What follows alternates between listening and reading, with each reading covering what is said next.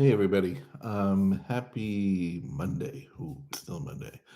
Um, Hope everybody had a good weekend. So my weekend was kind of funny. So for those of you who are on TikTok, you may have noticed, I don't know how universal this was or if it was just showing up in my feed, but there was this huge rush over the weekend of a bunch of Gen Xers, including myself, because I'm a Gen Xer, um, just sort of storming TikTok in a way. And it all came from some post that, some unfortunate young lady made, sort of calling out Gen X and how they're the worst generation. I don't even know what the point she was making. Um, and so it riled up, all the Gen Xers. And so they all started getting really active on TikTok. And so I get the sense that a lot of Gen Xers were just sort of sitting on the sidelines on TikTok and not really being too engaged, but just sort of watching it every once in a while. But now they decided that they're all going to get engaged in it. And so what came out of this is that they all started to realize, hey, um, you can actually make money off of TikTok if you get, a certain number of followers and people and a certain number of people watching your videos and interacting with it and all that.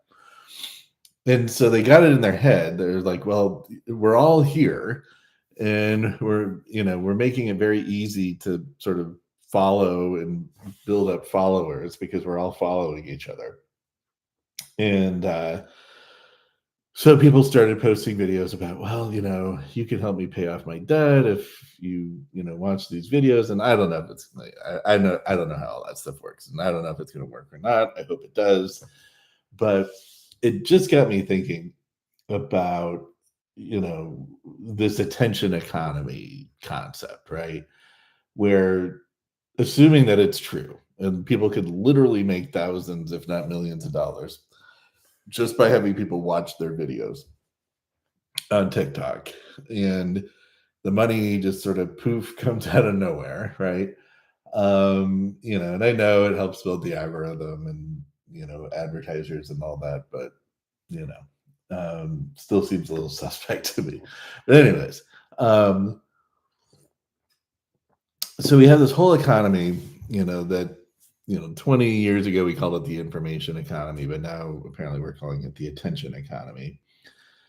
And it just sort of sparked a few things I wanted to sort of talk about, especially for my INFJ buddies out there, because it got me thinking of, especially young INFJs, like how difficult it must be to live in this sort of attention economy world, right? Um, and if you think about it, um, I guess the way to set it up here, what I'm sort of thinking about is, ask yourself why on TikTok and YouTube Reels and Instagram Reels, whatever they call themselves, the little short videos, why do they play in a loop, right? Why do they repeat themselves instead of just automatically going to the next one, right? That always seemed annoying to me, and I never really thought about it or understood why they were doing it. But then I realized, and I'm sure plenty of other people know this too. It's because they want you to be engaged with it, right? They want you to keep your thumb on the screen so that you have to scroll to the next one, right? Because if it just does it for you, you could just, open up your computer, put your phone on the table or whatever, and just sort of passively watch as videos just sort of pass by you, right? But if you actually have to keep your thumb on the screen, then you are actively engaged with moving to the next one, right?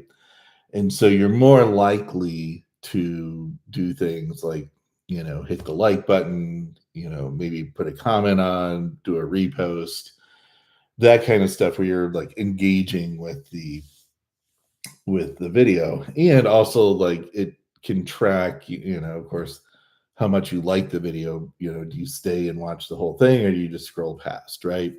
And if we're all just sort of passively watching these things and just sort of letting them roll by, the TikTok algorithm isn't going to get all that information from us. Okay. So that makes sense. But what it does is, I mean, and again, I don't think this is going to be any shocker to anybody, but it creates this sort of feedback loop in your head, right? This sensory stimulus response loop in your head. And of course, that's exactly what they want, right? It's exactly what YouTube or TikTok or Instagram wants, is they want this stimulus response feedback loop that just keeps going so that you spend as much time in as much sort of engagement on their platform as possible, right? And and I'm sure everybody's heard, you get little dopamine kicks and all that every time you flip to a new channel, and I'm sure there's something to that, but it really is just sort of the stimulus response way of being, right?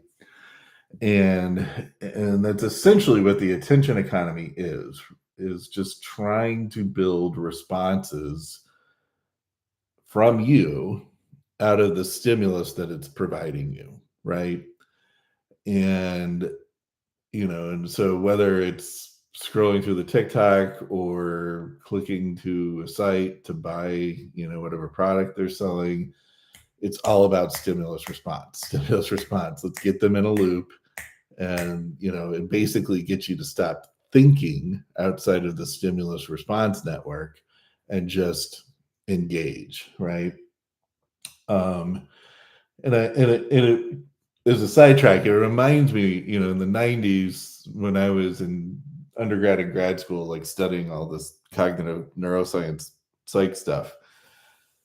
At the time, like memory and learning and memory was like the big thing. Like, the big people were in learning and memory, and some of the big people were, like the Pinkers and the Noam Chomsky's. They were the language people, and like the big heavy hitters were memory, language, and then there was a few people on attention. And it wasn't to say that nobody took it seriously, it just wasn't this big field like learning and memory or language was. And executive function was a big one too at the time. But then all of a sudden, I remember being in grad, and when the internet came out and started becoming more and more popular and more used, all the attention people just started getting a lot more funding, and a lot more, dare I say, attention, um, from the academic community in a way that they hadn't, for the previous 20 years.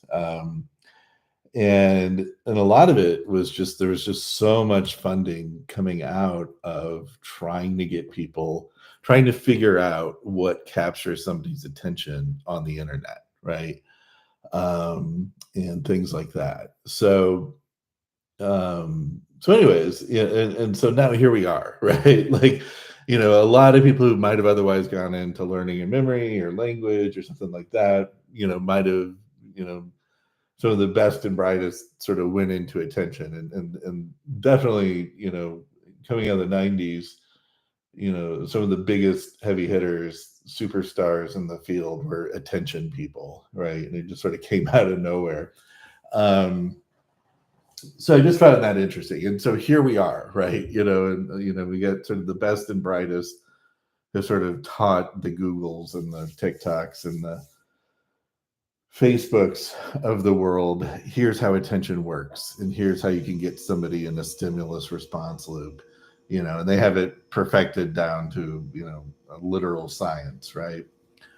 So, what about us INFJs? Right?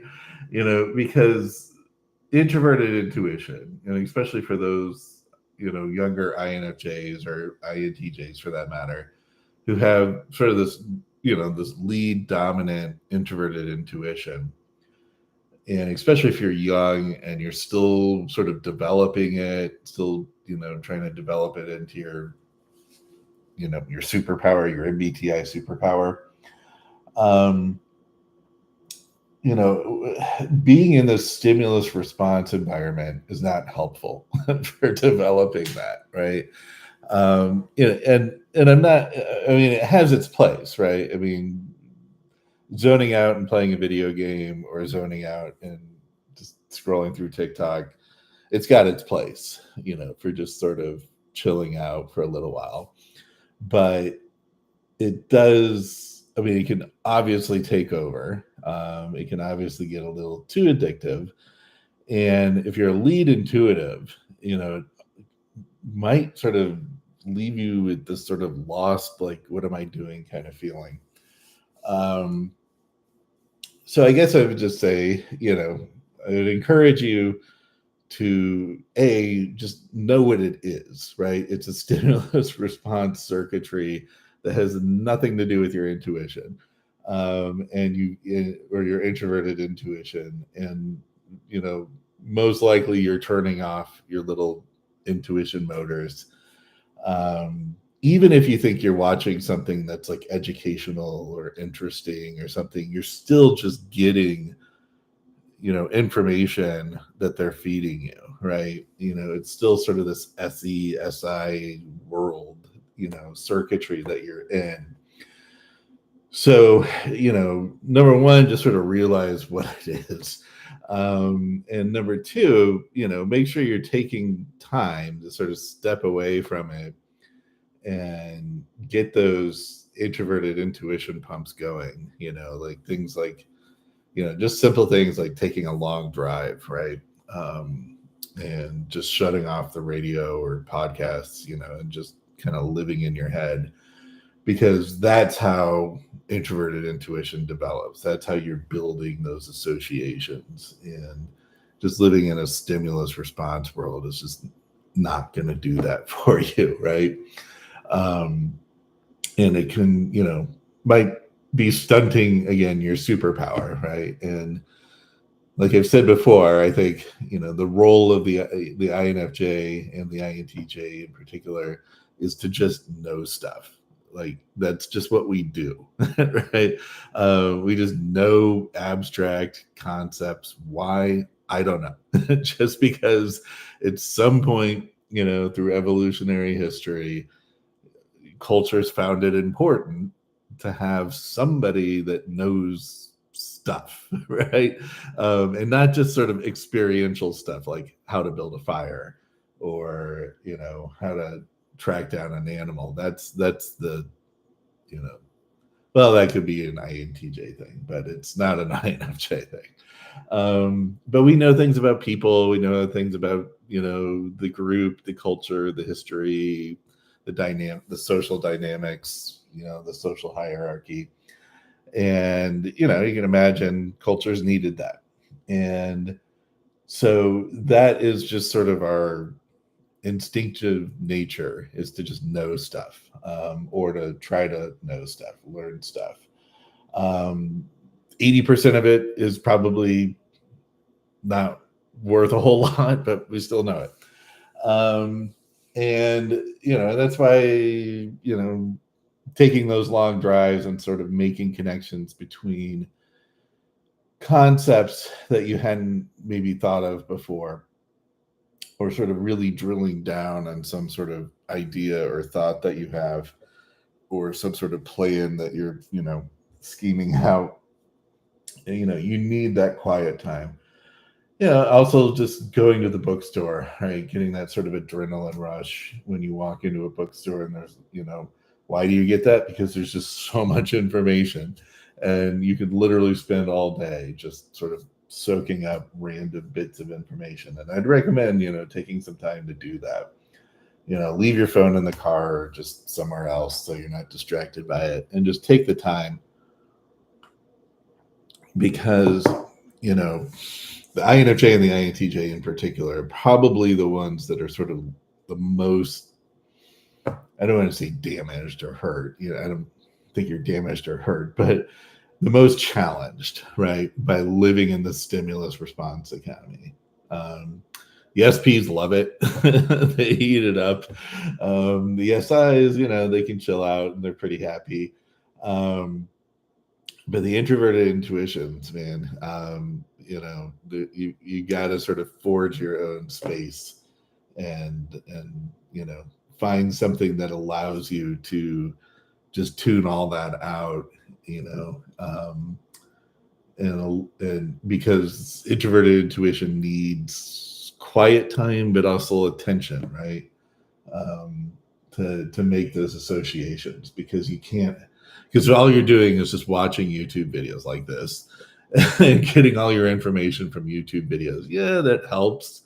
Um, and it is going to help you build up some of that NI, but you've got to do it a lot on your own too. You've got to let it just sort of boil up and form its own representations, because that's sort of the magic of it all. Read all that kind of stuff. And and I'm also just thinking, what is what's our role in the economy going to be?